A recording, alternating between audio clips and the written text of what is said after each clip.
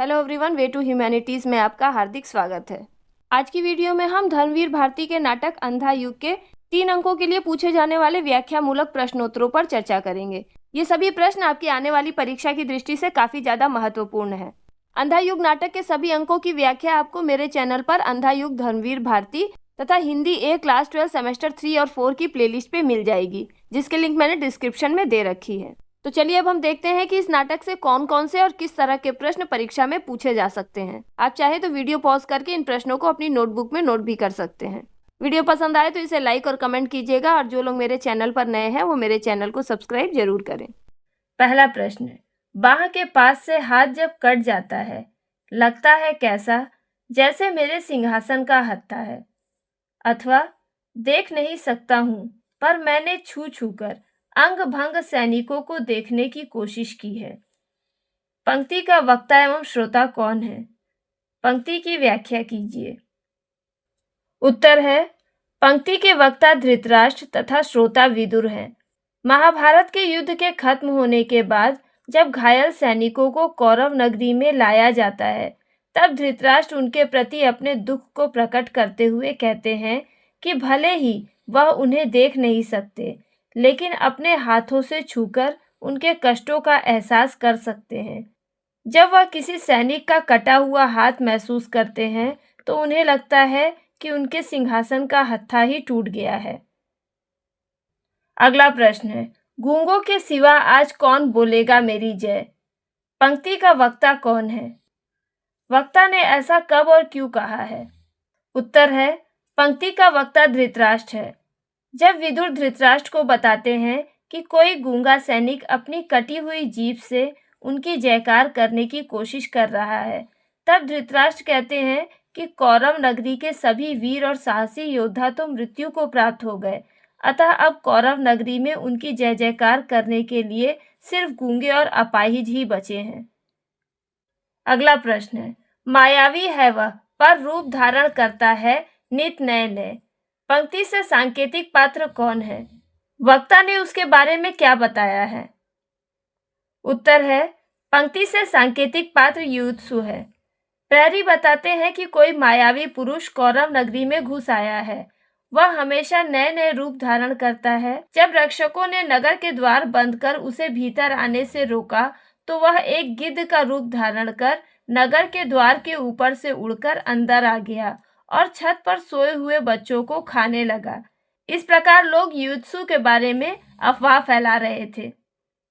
अगला प्रश्न है, डरने में उतनी यातना नहीं है जितनी वह होने में जिससे सब के सब केवल भय खाते हैं। पंक्ति का वक्ता कौन है? पंक्ति के माध्यम से वक्ता के मनोभावों को प्रस्तुत कीजिए। उत्तर है, पंक्ति का वक्ता युयुत्सु है। जब युयुत्सु कौरव नगरी में प्रवेश करता है तब उसी के नगर के लोग उसे देखकर डरने लगते हैं, क्योंकि उसने अपने कौरव भाइयों का साथ न देकर युद्ध में पांडवों का साथ दिया था। अतः वह कहता है कि दूसरों से डरने में उतना कष्ट नहीं होता जितना तब होता है जब अपने ही लोग खुद से डरने लगते हैं। अगला प्रश्न है, ये है महल मेरे पिता मेरी माता के, लेकिन कौन जाने यहाँ स्वागत हो मेरा एक जहर बुझे भाले से। कथन का वक्ता कौन है? वक्ता ने ऐसा क्यों कहा है? उत्तर है, कथन का वक्ता युयुत्सु है। युयुत्सु ने अपने कौरव भाइयों के विरुद्ध जाकर युद्ध में पांडवों का साथ दिया था।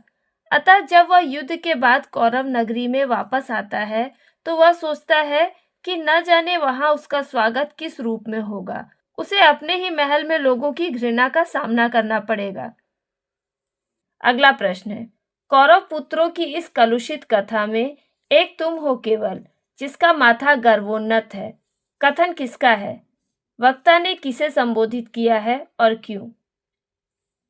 उत्तर है, कथन विदुर का है। विदुर युयुत्सु को संबोधित करते हुए कहते हैं कि कौरव पुत्रों में एक युयुत्सु ही थे जिसने अधर्म का साथ न देकर धर्म का पक्ष लिया। अतः कौरवों में केवल वही है जिसका सिर सम्मान से ऊपर उठा हुआ है। अगला प्रश्न है, अंतिम परिणति में दोनों जर्जर करते हैं, पक्ष चाहे सत्य का हो अथवा असत्य का। पंक्ति का वक्ता और श्रोता कौन है? पंक्ति में वक्ता के भावों को प्रकट कीजिए। उत्तर है, पंक्ति का वक्ता युत्सु तथा श्रोता विदुर हैं। युत्सु कहते हैं, उन्हें उनकी माँ से मिली कठोरता और प्रजा से मिली नफरत मजबूत नहीं बल्कि और कमजोर बनाएगी। चाहे सत्य का पक्ष लिया जाए अथवा असत्य का, अंतिम परिणाम आने पर दोनों ही दशा में मनुष्य कमजोर पड़ जाता है। अगला प्रश्न है, सुनते हो पिता, मैं इस प्रतिहिंसा में बिल्कुल अकेला हूँ। पंक्ति का वक्ता कौन है? वक्ता किस प्रकार अपनी पीड़ा को प्रकट करता है? उत्तर है, पंक्ति का वक्ता अश्वत्थामा है। अश्वत्थामा अपने पिता द्रोणाचार्य से अपनी पीड़ा को व्यक्त करते हुए कहता है कि वह अपने उस प्रतिशोध में बिल्कुल अकेला रह गया है। उसके पिता और दुर्योधन की हत्या अधर्म से की गई, लेकिन अश्वत्थामा को धर्म का अनुसरण करने के लिए कहा जा रहा है। अगला प्रश्न है, मातुल, सत्य मिल गया, बर्बर अश्वत्थामा को। पंक्ति के वक्ता और श्रोता का नाम लिखिए। पंक्ति में किस सत्य के बारे में कहा गया है? उत्तर है, पंक्ति का वक्ता अश्वत्थामा और श्रोता कृपाचार्य हैं। उल्लू द्वारा सोए हुए कौवे पर प्रहार कर उसकी हत्या के दृश्य को देखकर अश्वत्थामा के मन में भी विचार आता है कि वह रात के समय ही सोए हुए पांडवों पर हमला कर उनकी हत्या कर दे और अपना बदला पूरा कर ले। पंक्ति में इसी सत्य के बारे में कहा गया है। अगला प्रश्न है, जीवन एक अनवरत प्रवाह है और मौत ने मुझे बांह पकड़कर किनारे खींच लिया है। पंक्ति का वक्ता कौन है? पंक्ति में जीवन को अनवरत प्रवाह क्यों कहा गया है, स्पष्ट कीजिए। उत्तर है, पंक्ति का वक्ता बूढ़ा याचक है जो मरकर प्रेतात्मा बन चुका है। पंक्ति में जीवन को अनवरत प्रवाह कहा गया है क्योंकि जिस तरह से समुद्र में लगातार लहरें उठती रहती हैं, उसी प्रकार जीवन भी एक लगातार चलने वाली प्रक्रिया है। अगला प्रश्न है, मैं हूं अमानुषिक। पंक्ति का वक्ता कौन है? वक्ता ने खुद को अमानुषिक क्यों और किन परिस्थितियों में कहा है? उत्तर है, पंक्ति का वक्ता अश्वत्थामा है। अश्वत्थामा खुद को मनुष्य नहीं बल्कि बर्बर पशु समझता है क्योंकि उसने मनुष्य होते हुए भी मनुष्य को नुकसान पहुंचाया और अजन्मे बच्चे परीक्षित को मारने की कोशिश की। अगला प्रश्न है, किंतु वीर है, उसने वह किया है जो मेरे 100 पुत्र नहीं कर पाए, द्रोण नहीं कर पाए, भीष्म नहीं कर पाए। उसने से सांकेतिक पात्र कौन है? उसने ऐसा क्या किया? उत्तर है, उसने से सांकेतिक पात्र अश्वत्थामा है। अश्वत्थामा ने रात के समय पांडव शिविर में प्रवेश कर धृष्टद्युम्न, शतानिक, शिखंडी तथा अन्य कई स्त्री पुरुषों की हत्या कर दी। उसके इसी कार्य के लिए गांधारी उसे वीर कहती है। अगला प्रश्न है, 18 दिनों का लोमहर्षक संग्राम यह मुझको दृष्टि देकर और लेकर चला गया। पंक्ति में किस संग्राम के बारे में कहा गया है? यह संग्राम किसको दृष्टि देकर और लेकर चला गया, स्पष्ट कीजिए। उत्तर है, पंक्ति में 18 दिनों तक चलने वाले महाभारत के युद्ध के बारे में कहा गया है। इस युद्ध में संजय को दिव्य दृष्टि मिली थी ताकि वह युद्ध का सारा हाल धृतराष्ट्र और गांधारी को बता सके, लेकिन युद्ध खत्म होने के बाद उनकी दिव्य दृष्टि वापस चली गई। इस प्रकार यह युद्ध संजय को दृष्टि देकर और फिर लेकर चला गया। अगला प्रश्न है, आज से कभी भी इस सीमित दृश्य जगत से मैं तृप्ति नहीं पाऊंगा। सीमाएं तोड़कर अनंत में समाहित होने की प्यासी मेरी आत्मा रहेगी सदा। पंक्ति का वक्ता कौन है? पंक्ति में निहित वक्ता की पीड़ा को प्रकट कीजिए। उत्तर है, पंक्ति का वक्ता संजय है। संजय कहते हैं कि व्यास ने उन्हें दिव्य दृष्टि न दी होती तो ही ठीक होता, क्योंकि थोड़े समय के लिए ही जब उन्हें दिव्य दृष्टि मिली थी तो उससे वह असीमित संसार को देख पा रहे थे, लेकिन अब जब वह क्षमता खत्म हो गई है तो उन्हें लगता है कि अब इस सीमित संसार को देखने से उन्हें संतुष्टि नहीं मिलेगी और उनकी आत्मा अनंत के दर्शन के लिए हमेशा बेचैन रहेगी। अगला प्रश्न है, मैं अब भी अनधिकारी हूँ। मैंने प्रतिशोध ले लिया धृष्टद्युम्न से, पिता की पाप हत्या का, किंतु आपका प्रतिशोध नहीं ले पाया। किसने अपने पिता की हत्या का बदला लिया? वक्ता किसका प्रतिशोध नहीं ले पाया?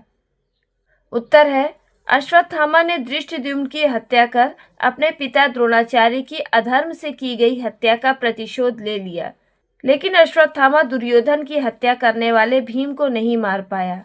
अतः वह अफसोस करता है कि वह उसका प्रतिशोध नहीं ले पाया। अगला प्रश्न है, मैं भी सह लेता यदि सब उच्छृंखलता दुर्योधन की। आज मुझे इतनी घृणा तो न मिलती अपने ही परिवार से।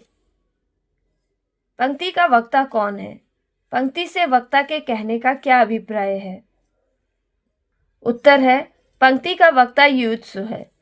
युयुत्सु कहता है कि यदि वह भी अपने अन्य कौरव भाइयों की तरह दुर्योधन की सारी उद्दंडता को सह लेता और पांडवों का साथ ना देकर उसका ही साथ देता, तो आज उसे अपने ही परिवार में नफरत ना मिलती बल्कि प्रेम मिलता।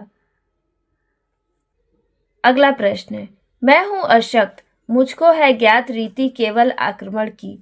पीछे हटना मुझको या मेरे अस्त्रों को मेरे पिता ने सिखाया नहीं। पंक्ति का वक्ता कौन है? पंक्ति की व्याख्या कीजिए।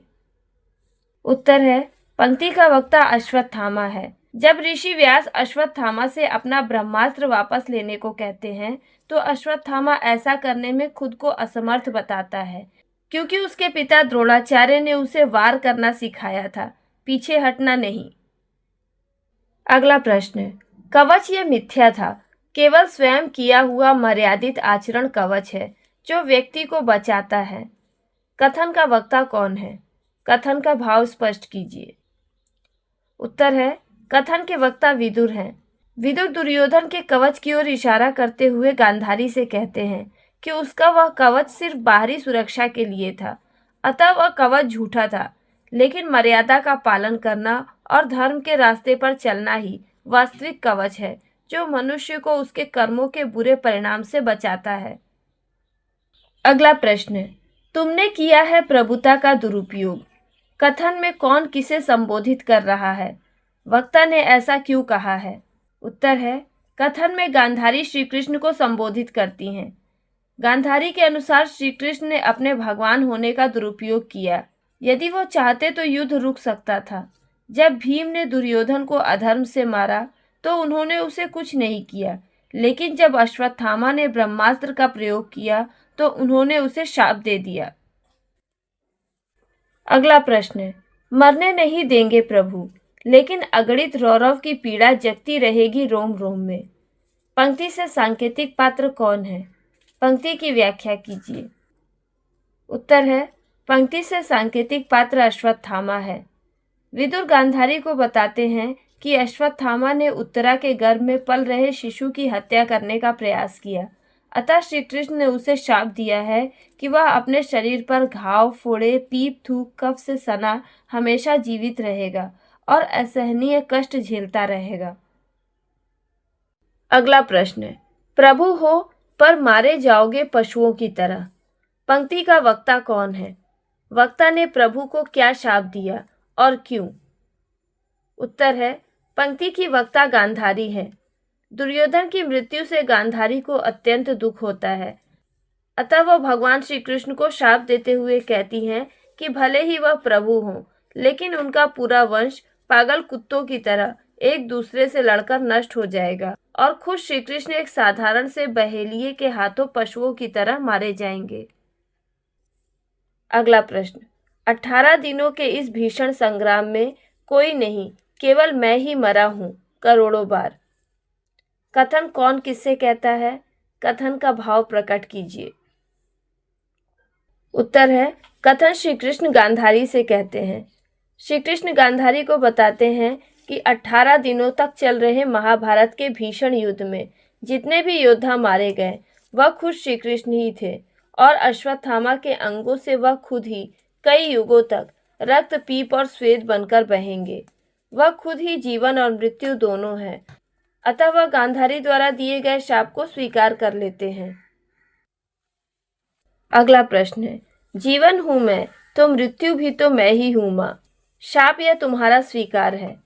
कथन का वक्ता कौन है? कथन की व्याख्या कीजिए।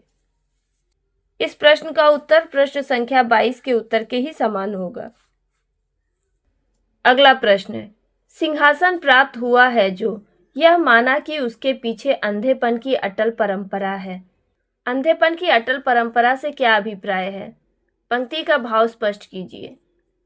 उत्तर है, अंधेपन की अटल परंपरा से अभिप्राय है अज्ञानता से जुड़ा अटूट विश्वास।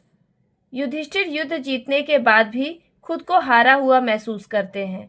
सिंहासन पर बैठने के बाद उन्हें एहसास होता है कि वह सिंहासन धृतराष्ट्र के अंधेपन और अज्ञानता से परिपूर्ण शासन व्यवस्था पर आधारित था। वहां की प्रजा ने खुद को उसी पुरानी शासन व्यवस्था के अनुकूल ढाल रखा था और अब वे युधिष्ठिर की नई शासन व्यवस्था, जो कि धर्म और सत्य पर आधारित थी, उसे समझने में असमर्थ थी। अगला प्रश्न है, जो है प्रजाएं यह माना कि वे पिछले शासन के विकृत सांचे में है ढली हुई। पंक्ति का वक्ता कौन है? पंक्ति से वक्ता के कहने का क्या अभिप्राय है? उत्तर है, पंक्ति का वक्ता युधिष्ठिर है। इस प्रश्न का उत्तर भी प्रश्न संख्या 24 खा के उत्तर के ही समान होगा। अगला प्रश्न है, मेरे ये कुटुंबी अज्ञानी है, दुर्विनीत है या जर्जर है। पंक्ति में कौन किसे संबोधित कर रहा है? वक्ता की मनोदशा को प्रकट कीजिए। उत्तर है, पंक्ति में युधिष्ठिर अपने पांडव भाइयों को संबोधित कर रहे हैं। युधिष्ठिर को एहसास होता है कि आने वाला युग दुख, निराशा और अमंगल लाने वाला है। इस बात से वह अत्यंत चिंतित है, लेकिन उनके बाकी के भाई अपने अज्ञान, अहंकार और मूर्खता के कारण इस बात को नहीं समझ पा रहे हैं। अतः वह अपनी व्यथा को किसी से भी प्रकट नहीं कर सकते। अगला प्रश्न है, आत्मघात उड़कर लगता है, घातक रोगों सा। पंक्ति का वक्ता और श्रोता कौन है? आत्मघात को घातक रोग क्यों कहा गया है? उत्तर है, पंक्ति के वक्ता कृपाचार्य और श्रोता विदुर हैं। आत्महत्या को घातक रोग कहा गया है क्योंकि जिस तरह से घातक रोग यदि शरीर में लग जाए तो वो मरते दम तक पीछा नहीं छोड़ता, उसी प्रकार आत्महत्या करने वाले को भी कभी मुक्ति नहीं मिलती। वह प्रेत बनकर अंधेरे लोकों में भटकता रहता है। अगला प्रश्न है, शिखरों की ऊंचाई कर्म की नीचता का परिहार नहीं करती, वह भी आत्मघात है। यह पंक्ति कौन और किससे कह रहा है? पंक्ति का भाव स्पष्ट कीजिए। उत्तर है, यह कथन विदुर युधिष्ठिर से कहते हैं।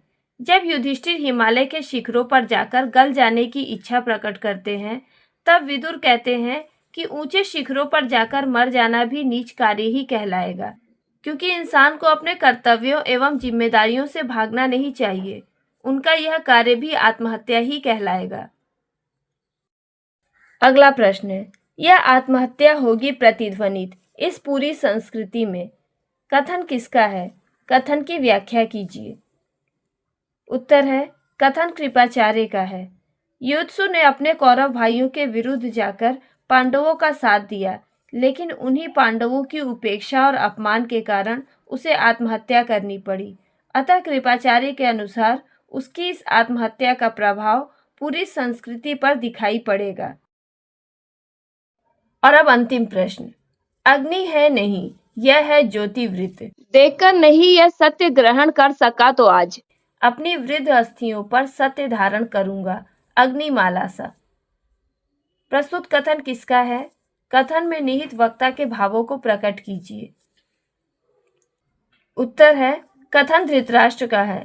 धृतराष्ट्र संजय से कहते हैं कि उनके सामने अग्नि नहीं है, बल्कि एक प्रकाश का घेरा बन रहा है, जिसमें उसे जीवन का सत्य दिखाई दे रहा है। यदि वह उस सत्य को आज ग्रहण न कर पाए तो वह अपने बूढ़े शरीर पर उस सत्य को आग की माला के समान धारण कर अपने शरीर को जलाकर भस्म कर देंगे।